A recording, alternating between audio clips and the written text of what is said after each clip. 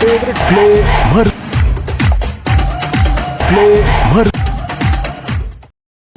Finally పెద్ద trailer release అయింది. అసలు ఈ ట్రైలర్ కోసం రామ్ చరణ్ ఫ్యాన్స్ ఎంత వెయిట్ చేస్తున్నారో తెలుసా?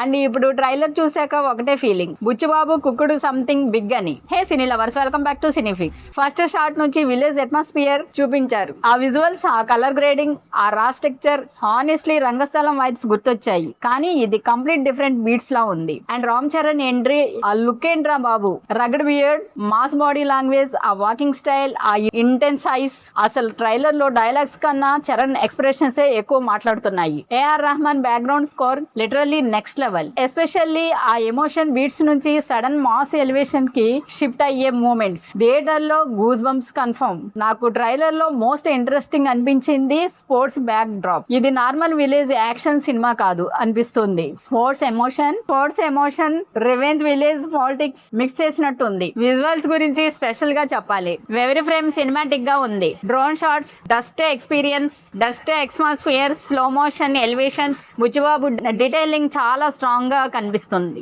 జాన్వీ కపూర్ స్క్రీన్ ప్రెజెన్స్ కూడా డీసెంట్ గా ఉంది. బట్ హానెస్ట్లీ ఈ ట్రైలర్ మొత్తం Ram Charan domination. And that last shot అసలు థియేటర్ లో విజిల్స్ పగిలిపోతాయి. ట్రైలర్ ఎండింగ్ కి హై పీక్ కి వెళ్ళిపోతుంది. కానీ ఒక స్మాల్ కాన్సర్న్ ఏంటి అంటే కొన్ని షార్ట్స్ లో స్టోరీ ఆల్రెడీ ప్రెడిక్టబుల్ గా అనిపించింది. అండ్ హైప్ ఇప్పుడు డేంజరస్ లెవెల్ కి వెళ్ళిపోతుంది.